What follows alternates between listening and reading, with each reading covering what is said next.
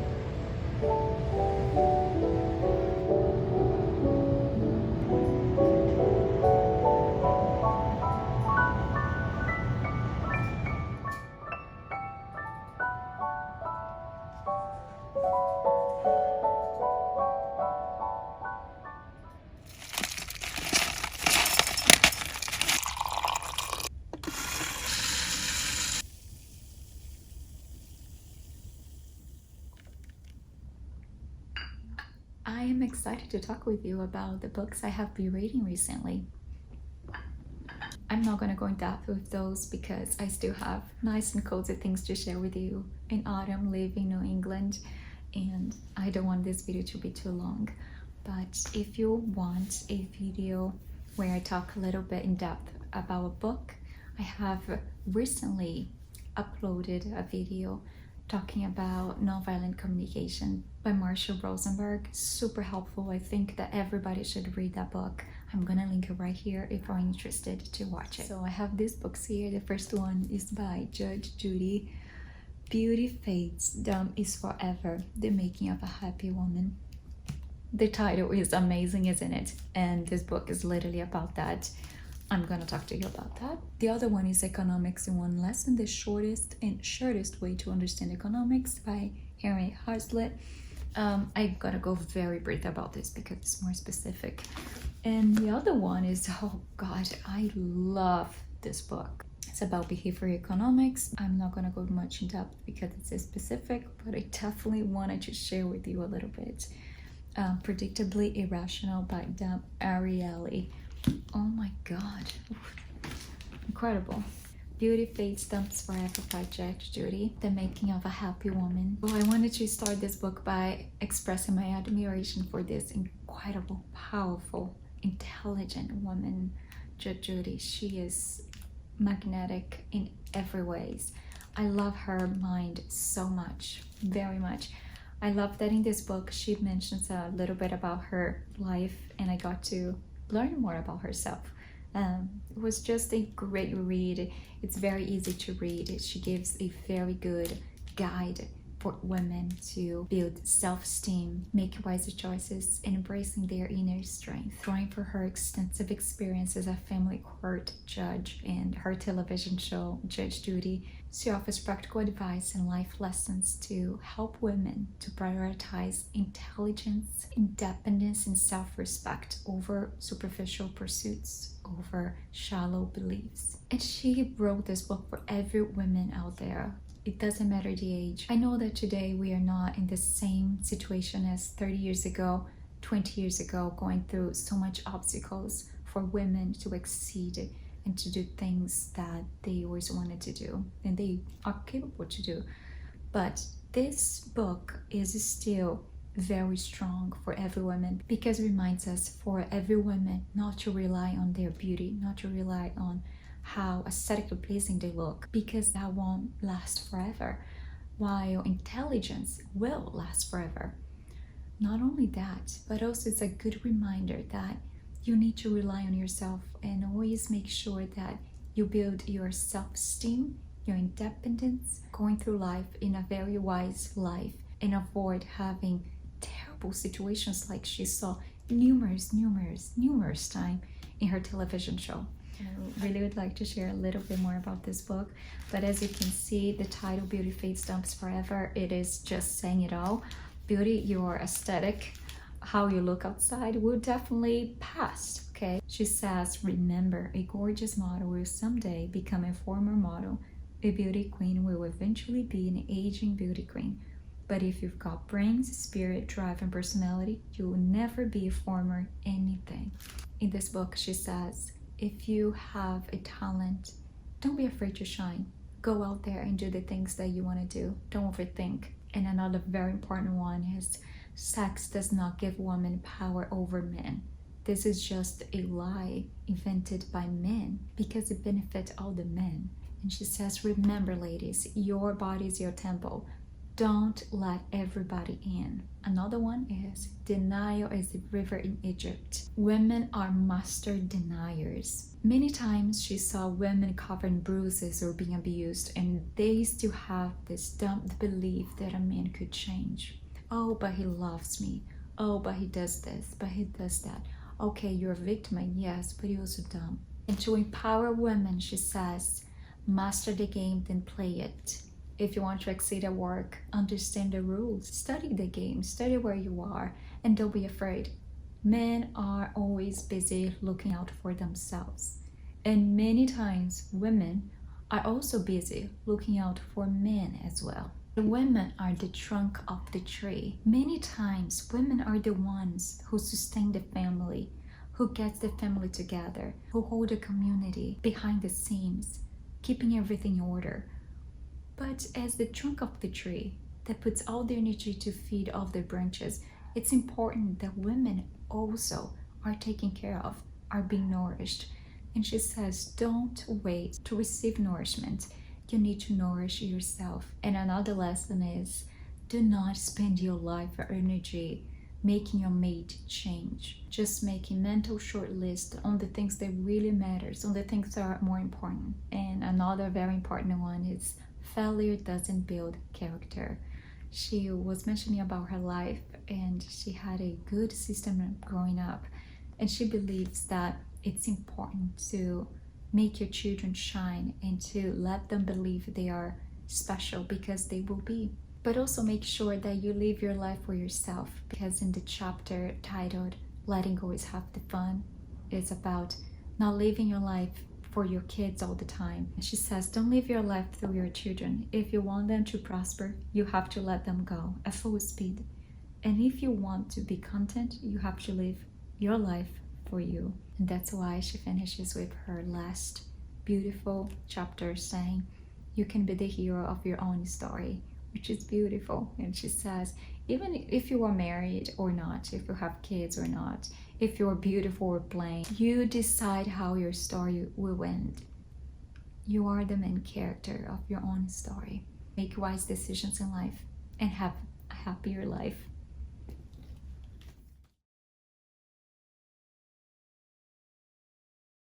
Is Economics in One Lesson: The Shortest and Shortest Way to Understand Basic Economics by Henry Hazlitt. Hazlitt was an American journalist, economist, and philosopher. He wrote extensively on business, economics, and public policy for predominant publications like the Wall Street Journal and others. And he is very well known for his 1946 book, this one, for the Economics in One Lesson. This is from 1946. And perhaps you can think about, is a 1946 book still makes sense today? Well, it does. The fallacies that he talks about in this book is very, you can still actually see a little bit happening, perhaps a lot today. He mentions in this book that economics is really a field that is very misunderstood and has so much fallacies than any other field, because it has something to do with our greedy nature. We interpret things in a way, and we are always looking forward to benefit ourselves. So there's a lot of fallacies and lots of policies being made to benefit a group. And in this book, he mentions about the bad economist and the good economist. The bad economist is the one that only sees the things in front of him and benefiting only one group. The good economist doesn't only see the immediate effects of a policy, but also sees the long-term benefits. Not only that, but it doesn't only benefit one group, but all the groups. With that, he gives one lesson. That's exactly what this title is about. Economics in One Lesson. In the one lesson, he says, when you're looking at economic policy, do not only look at its immediate benefit, but look at the long-term, the effect of it. And also, make sure it's not benefiting just one group, but everyone. That's what the lesson is about. That's right there. But I also want to mention some things that he mentions in this book. And one of the things is, for example, war destruction. We benefit from destruction. But that's really not true because, for example, a war brings destruction, therefore we need to fix that. There's a need to be fixed. A need doesn't represent demand. Real economic demand not only require need, but also purchasing power. For example, India's needs are greater than those of the US, but their purchasing power are definitely smaller. Another thing in this book is he says that people are always afraid that AI will steal their job. But actually, what he suggests is that we need to adapt and learn new skills so we can secure our value in the marketplace. On the other hand, technology also will make things more productive and will make things more cheaper for people, for consumers. And there is this fallacy that all government spending will benefit the society, but there are costs in there. There are hidden costs, there are taxes. And many times government spending are for things that are not really well thought that could be done for the society to better the society. And wow, this book is very good, very great. It's a little bit harsh to read, but it is a very good book if you're interested in economics. But if you really would like to read this book, I suggest that you have a good vocabulary on economics concepts such as inflation, supply and demand, commodities, purchasing power, tariffs, specialization, and so on. But it is a very good read. I believe it's getting a little bit dark and cozy, which is good. I have an incredible book to share with you. I'm not going to take much time on this. I'm going to try to be as fast as possible because I still want to take you with me in this book. Dan Ariely is an Israeli-American professor of psychology and behavioral economics. He's also author of New York best-selling books. I'm so excited to read more of his books. And he has always been very interested on things and people around him. He has a very gifted mind. Predictably Irrational. This book is really fascinating and makes us thinking, why do we do things we do that it seems so irrational? And not only that, not because we do once or twice, but we repeat doing those things that are so irrational and you don't even really think about it. And our irrational behaviors are not because we are not intelligent people. Everyone do, and they are not aware of those things. This book right here is a fascinating book about how people don't always make logical decisions. In fact, we are always guided by hidden emotions, habits, biases, and our choices, whether for money, whether for love or food. We make the same mistakes over and over again. And these mistakes can actually be studied and understood. That's the reason why he did study a lot of behaviors. He did a lot of studies with the MIT students, and I love every single study, everything about this book. Oh my gosh, I love it so much.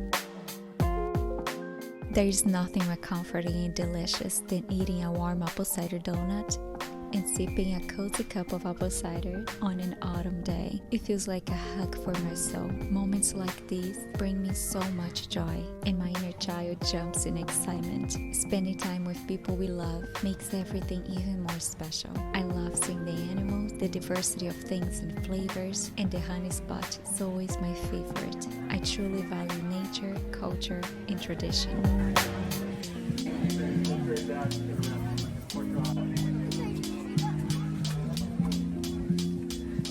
First place.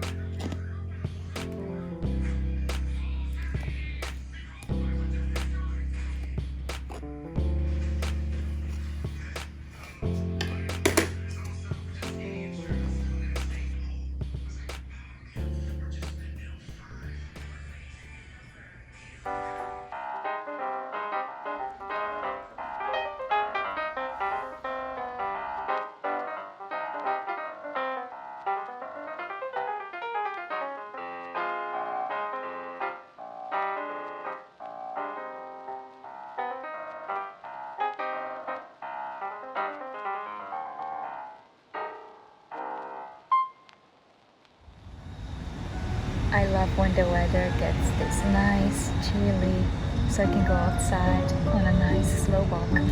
It feels so amazing.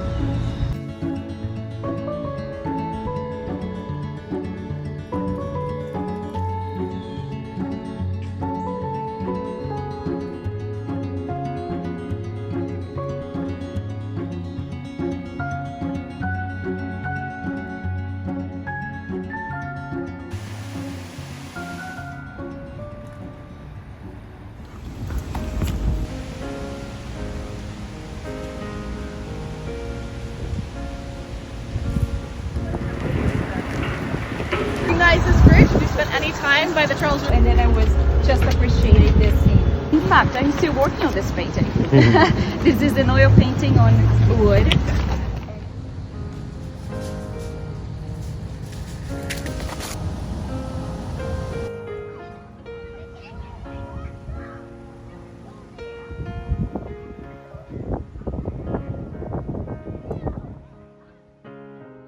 Homemade apple cider. Oh my god, I'm so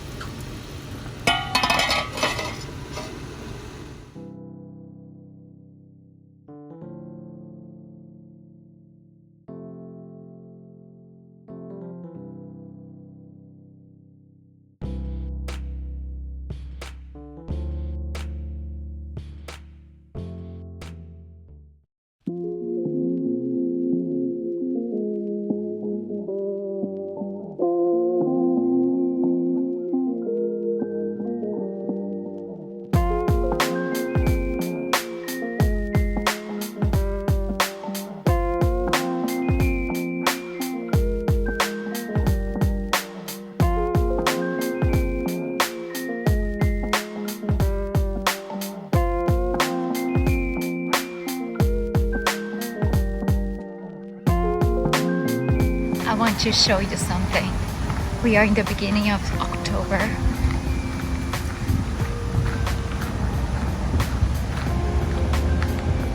Now it is October 21st.